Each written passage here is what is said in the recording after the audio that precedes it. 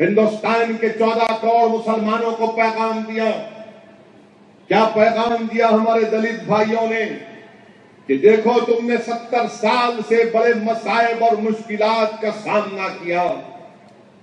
اونا کے دلتوں نے ہندوستان کے مسلمانوں کی غیرت کو للکارا ہے. گجرات کے دلتوں نے ہندوستان کے مسلمانوں کو راہ دکھایا ہے.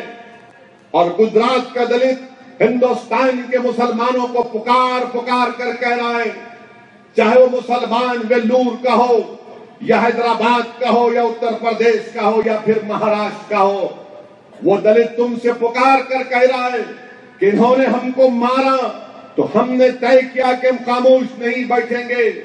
ہم نے احتجاج کیا. دلتوں نے گجرات میں ایسا بڑا عظیم احتجاج کیا کہ نریندر مودی پریشان ہو گئے، بی جے پی پریشان ہو گئی، سنگھ پریوار والے پریشان ہو گئے. دلتوں نے ہزاروں لاکھوں کی تعداد میں روڈ پر نکل کر آئے اور ایک مارچ کیا. انہوں نے ایک احمد آباد سے اونا تک 15 اگست کو اونا میں جا کر انہوں نے ترنگا لہرایا اور بتا دیا ہم کو کہ اگر وہ متحد ہو جائیں گے تو یقیناً دنیا کی کوئی طاقت ان پر ظلم نہیں کر سکتی. گجرات کے دلت صرف 7% ہیں. تامل ناڈو میں مسلمان صرف 9% ہیں. میں آپ سے کہہ رہا ہوں کہ ہم کو اپنے ہمت اور حوصلے کو بلند رکھنے کی ضرورت ہے. ڈرنے اور گھبرانے کی ضرورت نہیں ہے. جو لوگ امبیڈکر کا نام لے کر متحد ہو سکتے ہیں تو کیا رسول اللہ صلی اللہ علیہ وسلم کی امت متحد نہیں ہو سکتی؟ ہم رسول اللہ صلی اللہ علیہ وسلم کے نام لیوا ہیں. ہم مسلک ہمارا کچھ بھی ہو سکتا ہے مگر ہم امت محمدی ہیں. میرے عزیز دوستوں اور بزرگوں، متحد ہونا پڑے گا. یہ اتحاد ایک طاقت ہے. اس طاقت کو سمجھنے کی ضرورت ہے.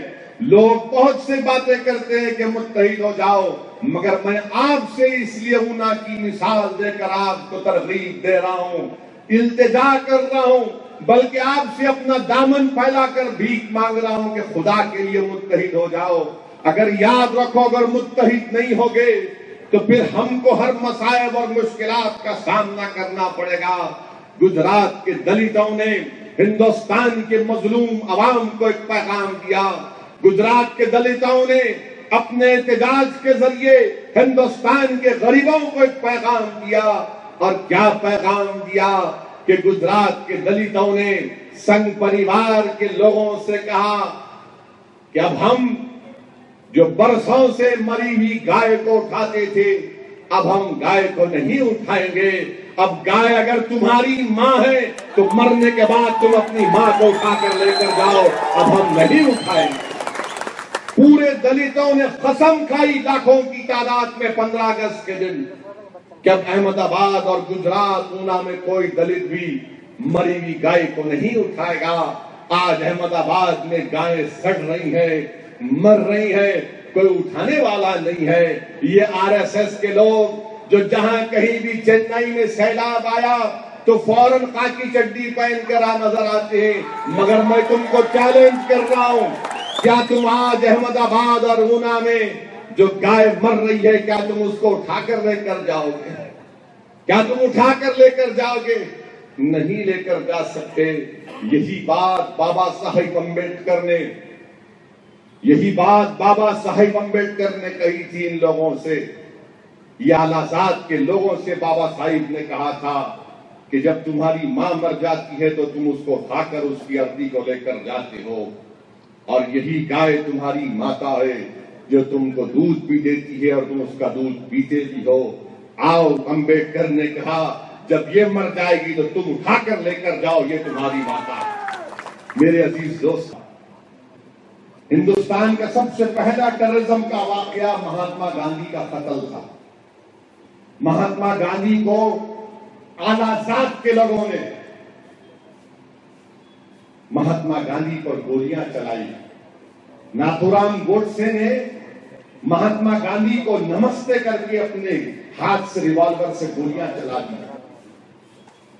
اور جب گوڈسے پکڑا گیا تھا تو لوگ اس کو پکڑے اور پکڑ کر کیا دیکھا اس کو لوگ کپڑے اس کے کپڑے پھٹ گئے تھے ناتھورام گوڈسے کے، تو کیا دیکھا کہ وہ ختنہ کرا کر آیا تھا۔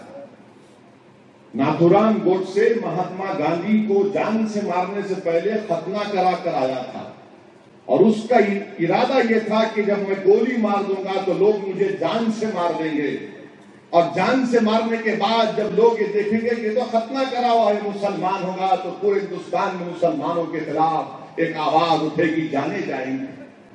یہ اللہ کا کرم ہوا کہ ناتھورام گوڈسے زندہ پکڑا گیا، اور جب ناتھورام گوڈسے کے ساتھ ساورکر کو بھی پکڑا گیا تھا، تو کس نے ان تمام کے لیے وکیل کا انتظام کیا؟ کس نے کیا؟ شیاما پرساد مکھرجی جو کیبنٹ کے منسٹر تھے، انہوں نے دھندا کیا، لوگوں سے پیسہ لیا ڈیفنس کمیٹی کا، اور کہا کہ مہاتما گاندھی کے قاتلوں کا دفاع کرنا ہے کورٹ میں۔ میں پوچھنا چاہتا ہوں سنگھ پریوار سے کہ جب تم اویسی کے اوپر انگلیاں اٹھاتے کہ تم نے وکیل کیوں دیا؟ ارے میں تو وکیل اس لیے دیا کہ اگر وہ ان کے خلاف ایویڈنس ہے تو ان کو سزا ملنی چاہیے، اور وکیل ملنا ہندوستان کی دستور میں فنڈامنٹل رائٹ ہے، کوئی نہیں چھین سکتا فنڈامنٹل رائٹ کسی ہندوستانی سے۔ میرا سوال ان لوگوں سے ہے کہ کیسے شیاما پرساد مکھرجی نے مہاتما گاندھی کے قاتلوں کے لیے پیسے مہیا کیے تھے؟ اس کا ذکر سردار پٹیل نے اپنی کتاب میں کیا، اپنے خطوں میں کیا، اس کا کوئی ذکر نہیں کرتے، اور جب ہم یہ سوال کرتے ہیں تو خاموش ہو جاتے ہیں اور بولتے دیکھو یہ بھڑکاؤ بھاشن دے رہا ہے۔ نہیں میرے بھائی، اگر حقیقت کو بیان کرنا، سچائی کو بیان کرنا اگر بھڑکاؤ بھاشن ہے تو تم تیار ہو جاؤ، جب تک زندگی وفا کرے گی اسد الدین اویسی اسی طرح کی بھڑکاؤ بھاشن کرتا رہے گا، کیونکہ یہ بھڑکاؤ بھاشن نہیں، حقیقت کو بیان کرنا۔